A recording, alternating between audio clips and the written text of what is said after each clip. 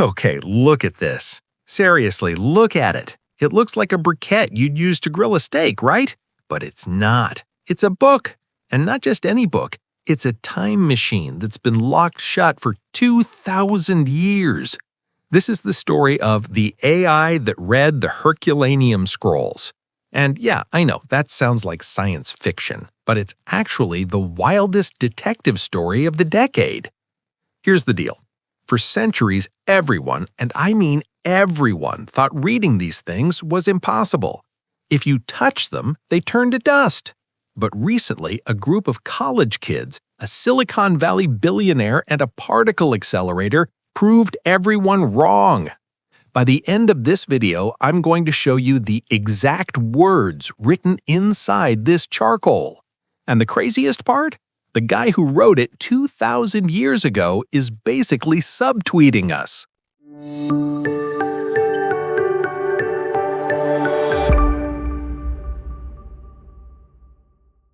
To understand how we cracked the code, we have to go back to the crime scene. It's 79 AD. It's autumn. You're in Herculaneum, a wealthy resort town on the Italian coast.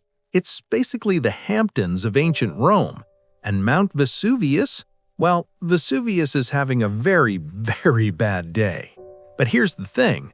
While Pompeii got buried in ash, Herculaneum got hit by something way weirder.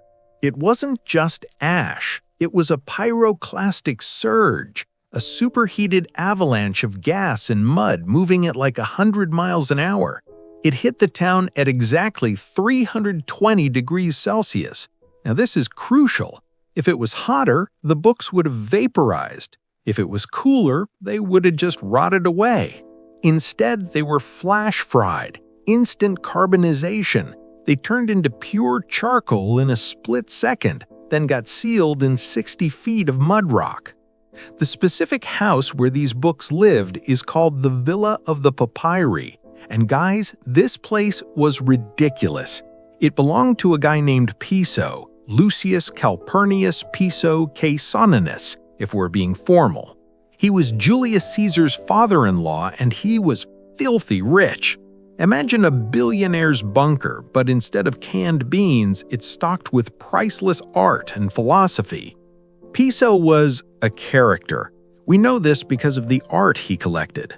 When archaeologists tunneled into this villa in the 1750s, they found the biggest collection of ancient statues ever, and some of them startlingly weird. There's a statue of a drunken satyr, there's a bronze piglet, like literally a pig, and there's even a statue of Pan getting, very friendly with a goat. Let's just say Piso liked to party. But Piso wasn't just a party animal, he was an intellectual. His library was stacked with books on Epicureanism. Now, today, we think Epicurean means like eating fancy cheese and drinking expensive wine. But back then, it was a hardcore philosophy about atoms, the void, and how to conquer the fear of death. It was the science of happiness. And Piso had the only complete library of it in the world. Fast forward 1,700 years, it's 1750. Workmen are digging a well and they accidentally punch into the villa. They find these black lumps. They think they're just charcoal logs. So, and this hurts my soul to say, they actually burned some of them to stay warm. They were literally burning the lost works of Aristotle to heat their lunch. It wasn't until one broke open and they saw the spiral layers that they realized, oh snap, these are books. Before we get to the tech that saved these things, I have a question for you. If you could recover one lost book from history, like a missing Shakespeare play or a lost book of the Bible, or maybe a history of Rome written by someone who actually hated Rome, what would it be? Drop it in the comments. I'm genuinely curious what you'd want to save from the fire. So, they have the scrolls. Now, how do you read them? Remember, these are charcoal. You touch them, they crumble. The early attempts were barbaric. They literally took a knife and sliced them down the middle like a Subway sandwich, just to read the text on the inside curve. They destroyed hundreds of scrolls doing this. It was a massacre. Then the Vatican sends a guy named Father Piaggio. He invents this machine that uses silk threads and glue made from fish guts, I'm not joking, to attach to the outer layer of the scroll and pull it up, millimeter by millimeter. It worked, kind of, but it took 4 years to unroll one scroll, and the result was a fragmented mess that was almost impossible to read. Here is the physics problem that stumped everyone for 200 years. The scroll is carbonized papyrus, so carbon. The ink they used is charcoal and gum arabic, also carbon. So you have carbon ink on carbon paper. Even if you X-ray it, it's invisible. There's no density difference. To a medical CT scan, a Herculaneum scroll just looks like a solid black brick. Enter Dr. Brent Seals from the University of Kentucky. This guy is the hero of our story. About 20 years ago, he looks at this problem and goes, "We don't need to open the scrolls, we need to virtually open them." He develops this software pipeline called virtual unwrapping. Basically, you CT scan the scroll, and then the computer traces the layers and flattens them out digitally. He proved it worked in 2015 with the En-Gedi scroll. It was a lump of charcoal from a burned synagogue in Israel. Seals scanned it, unwrapped it virtually, and boom, it was the Book of Leviticus. Everyone freaked out, but the En-Gedi scroll used ink with metal in it. Metal shows up bright white on an X-ray. Herculaneum ink? Still invisible. Seals needed a bigger gun. So, in 2019, Seals takes 2 scrolls to the Diamond Light source in the UK. This is a synchrotron, a particle accelerator. It shoots electrons at near light speed to create X-rays 10 billion times brighter than the sun. He blasts the scrolls with this thing at a resolution of 8 microns. That's smaller than a red blood cell. He gets terabytes of data, but when he looks at the images, it's still just a mess. The data is so detailed that it's overwhelming. You can see the fibers of the papyrus, the grains of sand, the cracks, but the ink, it's still barely there. Seals realizes his team is too small. He can't solve this alone. He needs an army. This is where Nat Friedman comes in. He's the former CEO of GitHub, super wealthy, loves history. He hears about Seals' problem and decides to do something very Silicon Valley. He decides to nerd snipe the entire planet. He teams up with Seals and Daniel Gross to launch the Vesuvius Challenge. They put up $1 million in prize money. The rules were simple. They released the massive 5 terabyte scans to the public.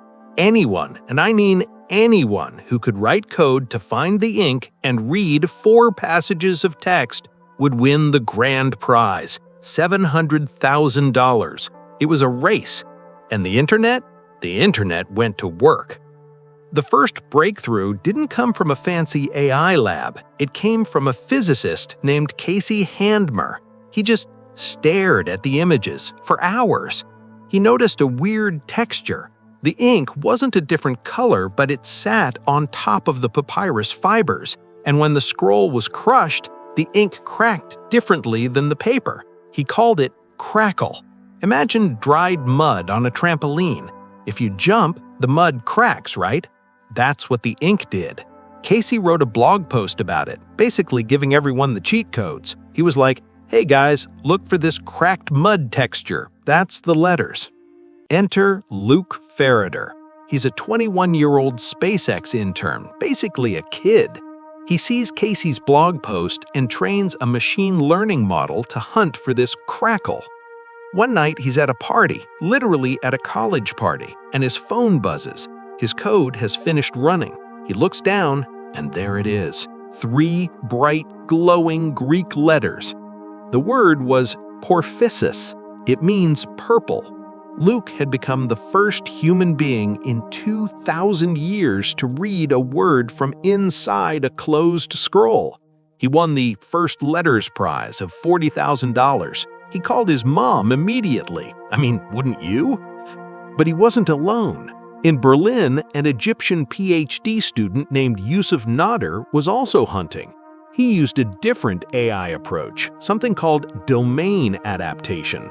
He found the same word, purple, just a few weeks later, but his image was even clearer.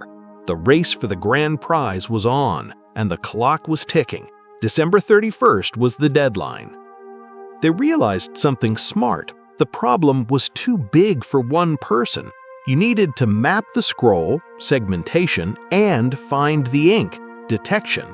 So Luke and Yusuf teamed up with Julian Schilliger, a robotics student from Switzerland who was a wizard at mapping the 3D sheets. They formed a super team. Their secret weapon was a model called Timesformer. Usually this is used for video recognition, like teaching an AI to recognize a dog running in a video. But they treated the depth of the scroll like time. As the model scrolled through the layers of papyrus, it looked for those ink crackles changing over time. It worked, like really worked. February 2024, the deadline passes. The judges review the submissions, and they did it. The super team didn't just find 4 passages. They unlocked 15 columns of text, over 2,000 characters. It was legible. It was coherent. It was a brand new book from the ancient world. So what does it say? Is it a secret recipe for lasagna? A map to buried gold? No, it's better. It's philosophy. The author is almost certainly Philodemus, the resident philosopher of the villa. And honestly, he's kind of ranting. Nat Friedman, the guy who started the contest, called it a 2,000-year-old blog post. Philodemus is beefing with people who think that things are valuable just because they're rare. He writes, "As is too in the case of food, we do not right away believe things that are scarce to be absolutely more pleasant than those which are abundant." Basically, he's saying, stop obsessing over limited edition sneakers. Bread tastes just as good as caviar if you're actually hungry. He also talks about music. He mentions a guy named Xenontathus, a famous flute player. Apparently, this guy played the flute so intensely that Alexander the Great once freaked out and grabbed his weapons in the middle of dinner. Philodemus is using this to argue that music affects the mind, but, and this is the Epicurean part, we should enjoy it rationally, not let it control us. And he loves to throw shade. The text ends with him mocking his rivals, probably the Stoics, saying they have nothing to say about pleasure, either in general or in particular when it is a question of definition. That is the ancient academic equivalent of delete your account. Think about the irony here. We used the most advanced technology in the history of our species, AI, particle accelerators, cloud computing, just to read a message that tells us we don't need fancy things to be happy. We spent millions of dollars to hear a guy from 79 AD tell us to chill out and enjoy the simple life. This fits perfectly with the 4-part cure of Epicureanism. Don't fear God, don't worry about death. What is good is easy to get. What is terrible is easy to endure. In a world of doom scrolling and anxiety, Philodemus is basically reaching across time to tell us, you have enough. You are enough. Just breathe. But this is just the beginning. We've read maybe 5% of one scroll. There are 800 more sitting in a warehouse in Naples. The Vesuvius Challenge is now entering stage 2. They're building automated scanners to read all of them. We are talking about doubling the amount of ancient literature we have.